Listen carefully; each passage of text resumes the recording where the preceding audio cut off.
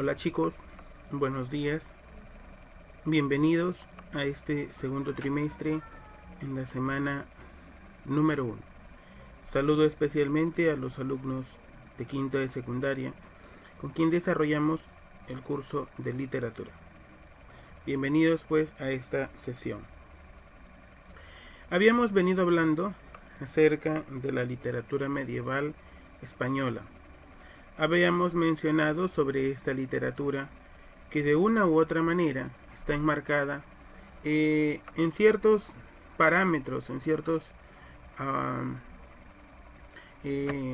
tiempos cronológicos, y ya habíamos explicado con anterioridad que se inicia en el siglo V, el año 476, hasta el siglo XV, el año 1453. Entonces, habíamos mencionado los inicios literarios a través de los cantares de gesta, los cuatro más importantes, el del Mío Cid, Roldán, los Nibelungos y el de Gudrun. Por supuesto que para nosotros esa literatura medieval española es un referente. Y lo que vamos a tratar a continuación lo encontramos en este esquema. Iniciaremos a través de un prerrenacimiento. ¿Y por qué se le denomina prerrenacimiento? Digámoslo de esa forma, que es la base literaria del Renacimiento. Y aquí vamos a encontrar a los autores del Trecento. ¿Y quiénes son los autores del Trecento? ¿O qué es Trecento?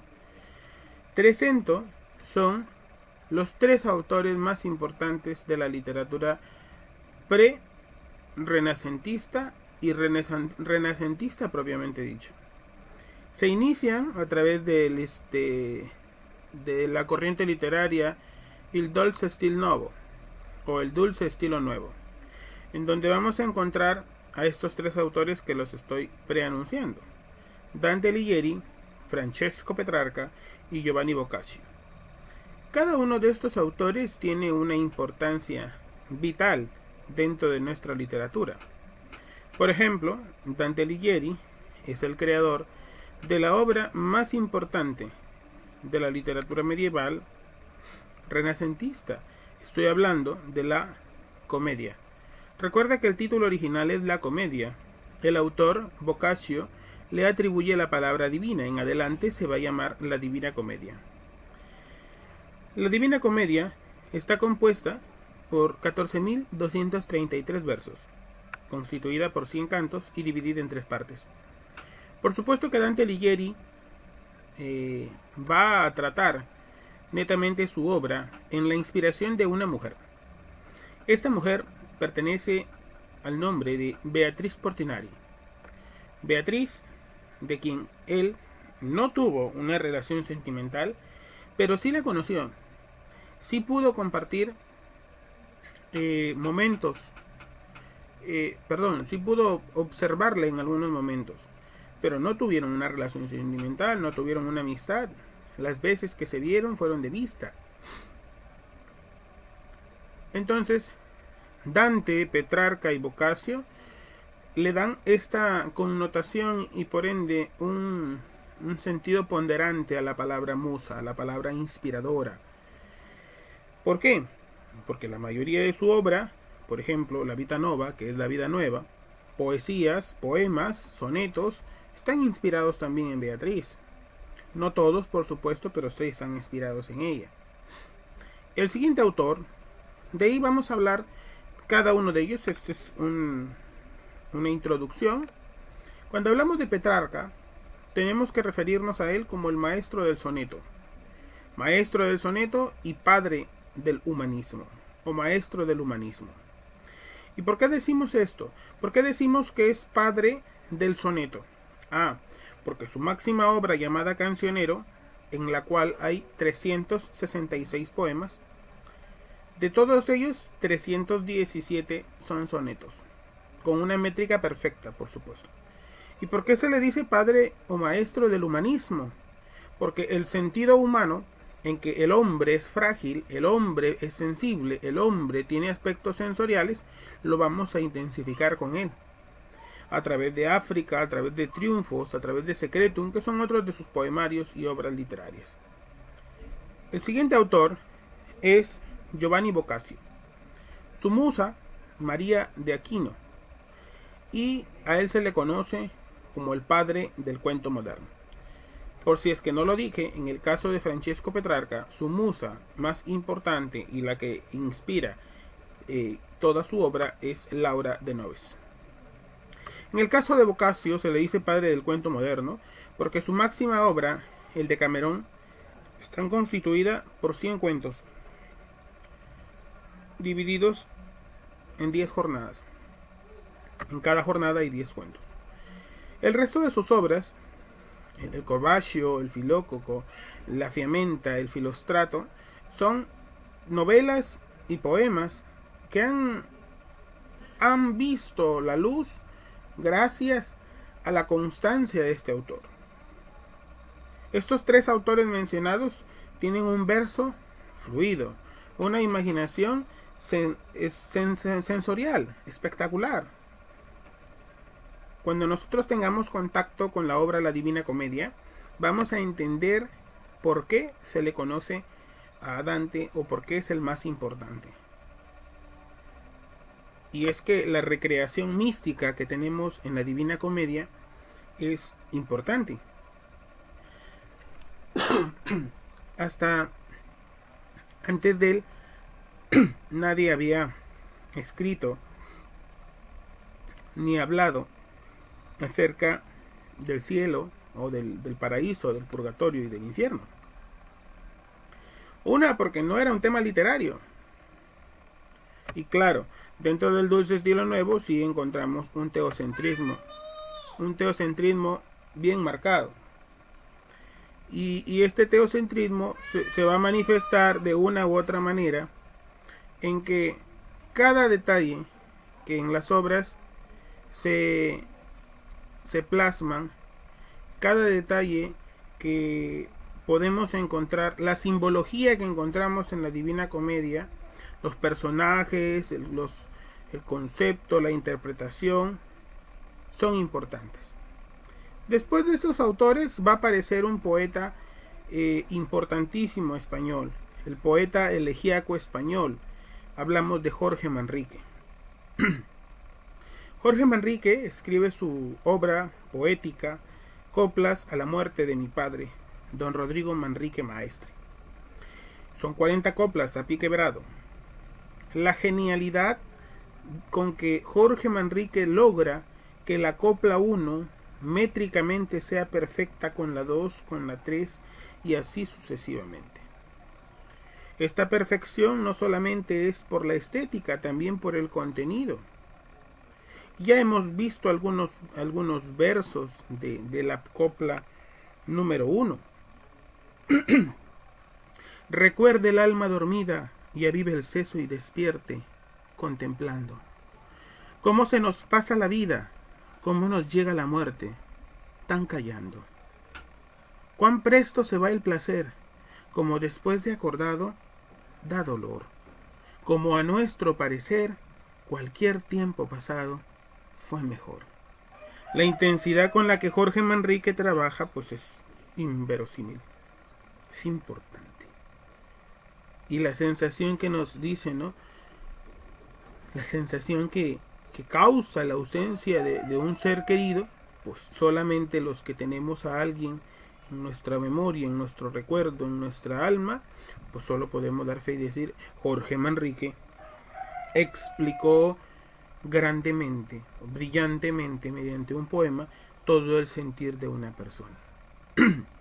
El siguiente autor es Fernando de Rojas. Fernando de Rojas con el seudónimo de El Bachiller. Este autor escribió la obra La Celestina. La Celestina que recrea el tema del chisme, algo muy conocido y peculiar, que recién en este entonces marca la literatura. Pero hay algunos que no le conocen con el nombre de La Celestina. si no le conocen con el nombre de la tragicomedia de Calixto y Melibea.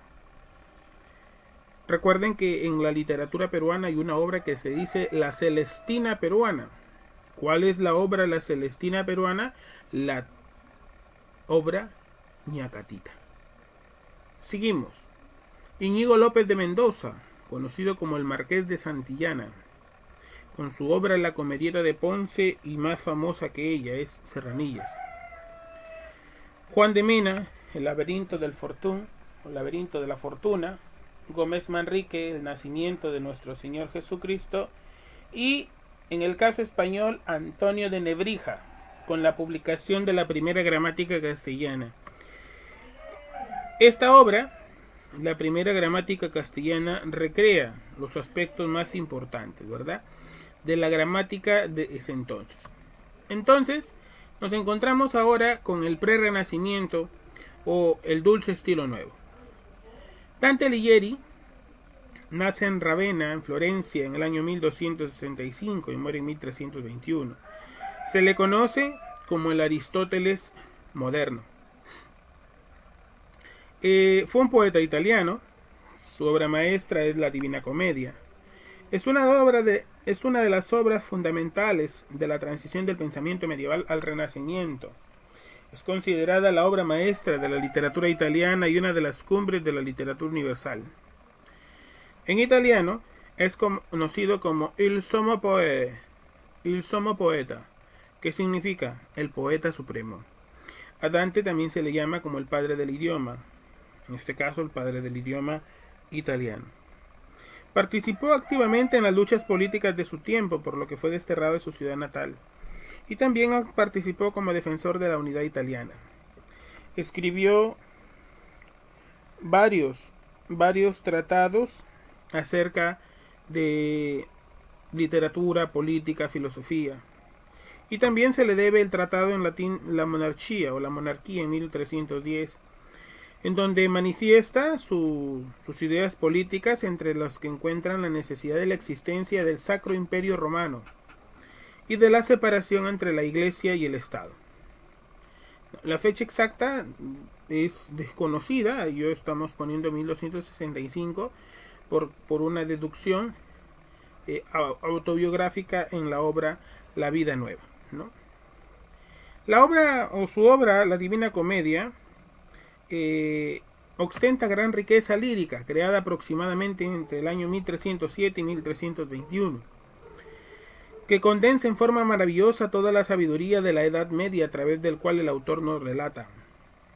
A mitad del camino de la vida, Dante se pierde en una selva oscura, y van a devorarlo una pantera, un león y una loba.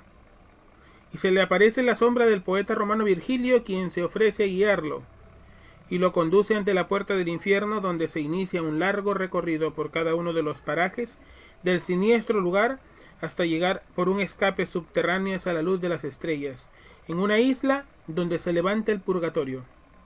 Lentamente los poetas ascienden por 7 círculos, contemplando y meditando sobre el espectáculo lleno de novedad y grandeza que presencian.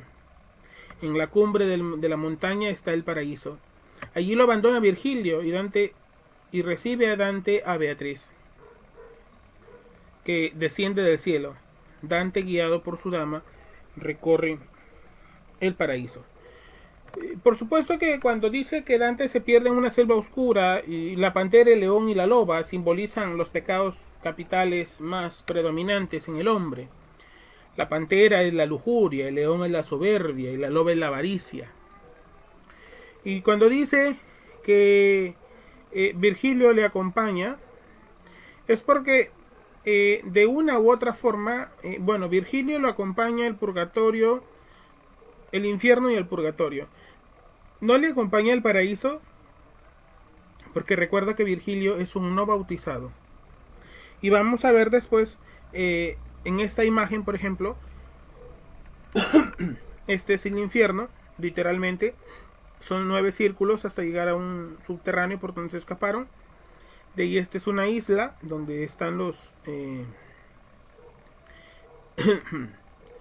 divide en 10 cornisas, y el cielo Empirio o el paraíso. Entonces, el infierno consta de 34 cantos. El primero es la introducción y está dividido en 10 partes, ¿no? La selva oscura y 9 círculos. El purgatorio comprende 33 cantos y está dividido en 10 partes, que es la campiña, la playa, las 7 cornisas en alusión a los 7 pecados capitales y el paraíso terrenal. Y el paraíso, que abarca 33 cantos y está dividido en 10 partes, 9 cielos móviles y 1 inmóvil. Voy a terminar esta sesión explicándote la simbología. No avanzaré la explicación de la obra literaria para poderlo hacer plenamente la próxima sesión. Para comprender la comedia podemos valernos de los 4 sentidos que el mismo Dante señala en su libro Convivio: el literal, el alegórico, el moral y el anagógico. Literalmente, es el viaje que hace el poeta por el infierno, el purgatorio y el paraíso, donde puede observar la fealdad del mal y el poder del bien. Una vez purificado, puede acercarse a Dios, ser comprendido y salvarse. Alegóricamente, es la vicisitud del alma humana que, extraviada, se salva con ayuda de la razón, que es Virgilio, y con la ayuda de la gracia, que en este caso es Beatriz. Moralmente enseña que qué fácil es perderse en el pecado, que es la selva. Qué difícil es salir de él, por el peso de las pasiones, las fieras, el orgullo, la soberbia y la avaricia. Cuán necesaria es la ayuda del propio esfuerzo, que es Virgilio, o del poder divino, que es Beatriz. Y anagógicamente muestra las difíciles condiciones de la vida y señala la necesidad que tenemos que recibir ayuda de Dios y de la Iglesia. Por supuesto que esto está enmarcado dentro de el concepto o la formación doctrinaria y teológica que nosotros tengamos. Bien, jóvenes, recuerden que es necesario e importante no bajar la guardia y cuidarnos en estos tiempos de pandemia.